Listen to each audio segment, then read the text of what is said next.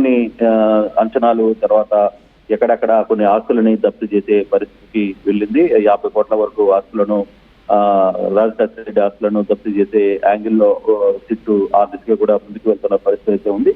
అయితే ఇప్పుడు మరి కాసేపట్లోనే జడ్జి ముందుకి వీళ్ళందరినీ హాజరుపరుస్తున్నారు కాబట్టి ఎటువంటి పరిణామాలు ఉంటాయి, ఇక్కడ జడ్జి ముందు వాదనలు ఏ విధంగా వినిపిస్తారు, లేదు జడ్జి వీళ్ళకి హెల్త్ పరంగా సమస్యలు ఏమైనా ఉన్నాయా, లేకపోతే ఫర్దర్ గా ఏం జరగబోతుందనే అంశాలు కూడా అడిగి తెలుసుకునే ప్రయత్నం అయితే చేస్తారు.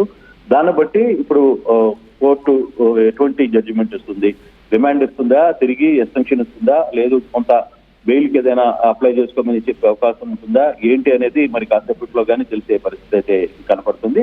చూడాలి. ఇప్పుడు కోర్టులో అందరినీ హాజరుపరిచారు కాబట్టి జడ్జి ముందుకి మరి కాసేపట్లో ప్రవేశపెడతారు. తద్వారా ఏం జరగబోతుంది అనేది చూడాల్సిన పరిస్థితి కనపడుతుంది.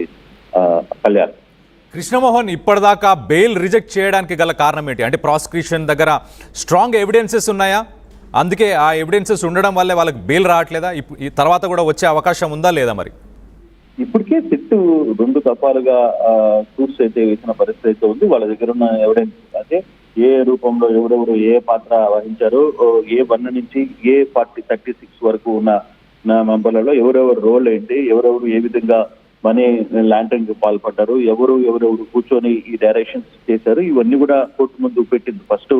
ఫస్ట్ నోటీస్ పెట్టిన తర్వాత రెండో కాపీ కూడా కోర్టు ముందు ఉంచిన నేపథ్యంలో ఇప్పటికే 2 సార్లు ఈ వ్యవహారాన్ని పెట్టారు కాబట్టి ఫర్దర్ గా వీళ్ళ దగ్గర ఉన్న ఎవిడెన్స్ ఉన్నాయి. అందుకే ఇప్పుడు బెయిల్ పిటిషన్ సంబంధించి చాలా వరకు కూడా ఎవరికి బెయిల్స్ రాకపోవడానికి కూడా కారణం ఏంటంటే సిట్టు బయట ఉంటే, వీళ్ళందరూ బయట ఉంటే సాక్ష్యాలను ప్రభావితం చేస్తారు, లేకపోతే బెదిరించే అవకాశాలు ఉన్నాయి, లేకపోతే ఇంకా మనీ లాండరింగ్ లో కేసుని ఇంకా చాలా వరకు కూడా ఎవరెవరు ఆస్తులు ఎక్కడ ఉన్నాయి ఏంటి ఇవన్నీ కూడా దర్యాప్తు జరుగుతోంది. కాబట్టి ఇటువంటి సమయంలో బెయిల్ ఇవ్వకూడదు అనేది సిట్టు గట్టిగా మాట్లాడుతుంది. ఆ దిశగానే సిట్టుకి సంబంధించిన వ్యవహారంలోనే ఇప్పుడు వాళ్ళకి బెయిల్స్ అన్ని కూడా రద్దవుతున్న పరిస్థితి అయితే ఒకటి. ఇప్పటి వరకు కూడా దాదాపుగా అందరినీ 3 నెలల పాటు జైల్లో ఉన్న నేపథ్యం, ఒక మిగిలిన మాత్రం 36 days అవుతుంది.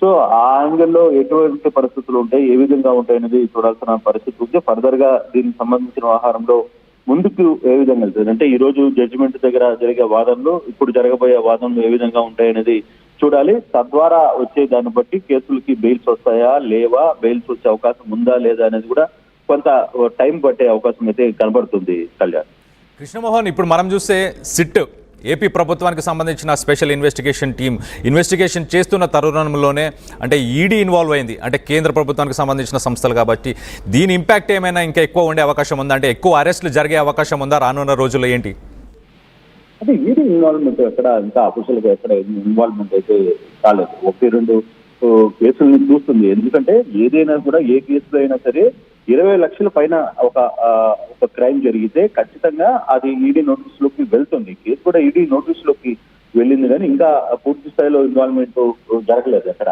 బట్ ఈ కేసుకు సంబంధించిన వ్యవహారంలో ఇప్పటి వరకు కూడా సిట్టే పూర్తి బాధ్యతలు చూస్తోంది. సిట్కు సంబంధించిన వ్యవహారంలో ఇప్పటికే దాదాపుగా 40 కోట్ల రూపాయలు సీజ్ చేశారు. తర్వాత రాజశేఖర రెడ్డికి సంబంధించిన ఆస్తుల్ని కొన్ని గుర్తించారు. దాన్ని కూడా జప్తుకి కోర్టు ముందు పెట్టే ప్రయత్నం చేస్తున్నారు. ఆ దిశగా కొన్ని ప్రయత్నాలు అయితే జరుగుతున్నాయి. అయితే ఈ 3,500 కోట్ల రూపాయలు జరిగిన స్కామ్ లో మిగతా డబ్బులు అంటే ఏ రూపంలో అక్కడికి వెళ్ళాయి, కొందరు గోల్డ్ రూపంలో ఉన్నాయి, తర్వాత కొంత రికవరీ చేయాల్సిన పరిస్థితి ఉంది. ఇవన్నీ కూడా ఇంకా ఇన్వెస్టిగేషన్ జరుగుతుంది. అందుకే ప్రతిసారి కూడా వాయిదాలకు కోర్టు ముందు సిట్ ఒకటే చెప్తుంది, మేము ఇంకా ఇన్వెస్టిగేషన్ చేయాల్సిన చాలా పరిస్థితి ఉంది, చాలా ఎక్కువగా ఇన్వెస్టిగేషన్ చేయాల్సిన పరిస్థితి ఉంది.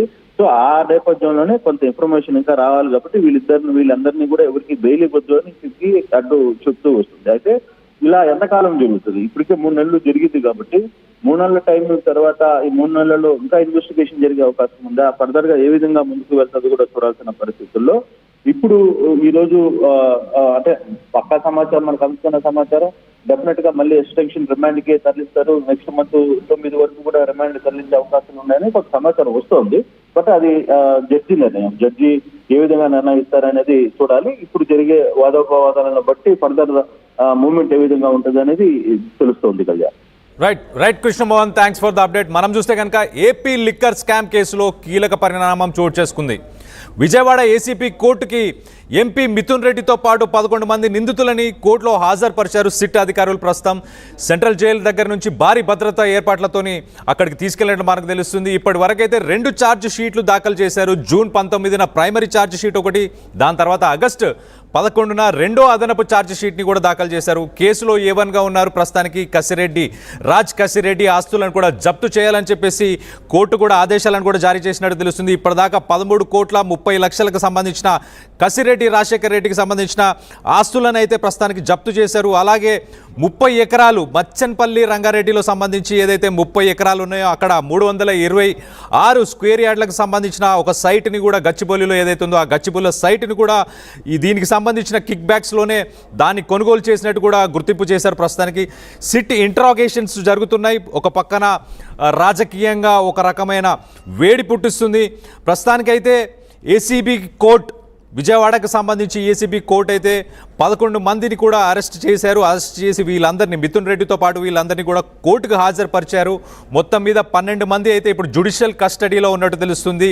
వీళ్ళని రిమాండ్లో ఆగస్టు 28 దాకా ఉంచే అవకాశం ఉంది. దాని తర్వాత మరి బెయిల్ వస్తుందా రాదా, రానున్న రోజుల్లో ఎలాంటి పరిణామాలు చోటు చేసుకుంటాయి? ఆల్రెడీ 3 నెలలు గడిచింది ఇప్పటిదాకా. ఈ 3 నెలల్లో ఇన్వెస్టిగేషన్ ఎక్కడ దాకా వచ్చింది, మళ్ళీ ఇంకా రిమాండ్ కోరుతుందా సిబిఐ అనేది రానున్న రోజుల్లో మనం వేచి చూడాలి. మొత్తం మీద అయితే 3,500 కోట్లకు సంబంధించిన ఏపీ లిక్కర్ స్కామ్ కేసులో ప్రస్తుతానికైతే దాదాపు ఒక 30 నుంచి 50 కోట్ల మధ్య ఆస్తులు మాత్రం జప్తు చేశారు. మరి టీం ఎలాంటి ఛాలెంజెస్ ఫేస్ చేస్తుంది? మిగతా 3,500 కోట్లకు సంబంధించి 3,450 కోట్ల దాకా సంబంధించిన ఆ డబ్బులను ఎలా ట్రేస్ చేస్తారు? మరి ఆ డబ్బులకు సంబంధించి ఎవిడెన్సెస్ స్ట్రాంగ్గా ఉన్నాయి కాబట్టి వీళ్ళందరినీ బయటకు పంపిస్తే, బెయిల్ ఇస్తే ఎవిడెన్సెస్ని వీళ్ళు చేంజ్ చేసే అవకాశం ఉంటుంది కాబట్టి, ఎవిడెన్సెస్ చేంజ్ చేసే అవకాశం ఉంటుంది కాబట్టి వీళ్ళకి బెయిల్ ఇవ్వట్లేదని ఇప్పటిదాకా చెప్పుకొచ్చారు. మరి 3 నెలలు గడిచిన రానున్న రోజుల్లో బెయిల్ ఇస్తారా? ఆ 3,500 కోట్లని మరి ట్రేస్ చేస్తారా? దీనికి ఎంత సమయం పట్టొచ్చు అనేది రానున్న రోజుల్లో అయితే మనం వేచి చూడాలి. ప్రస్తుతానికైతే విజయవాడలో 12 మందిని అయితే రిమాండ్లోకి తీసుకొని ఇప్పుడు హాజరుపరిచినట్టయితే మనకు తెలుస్తుంది.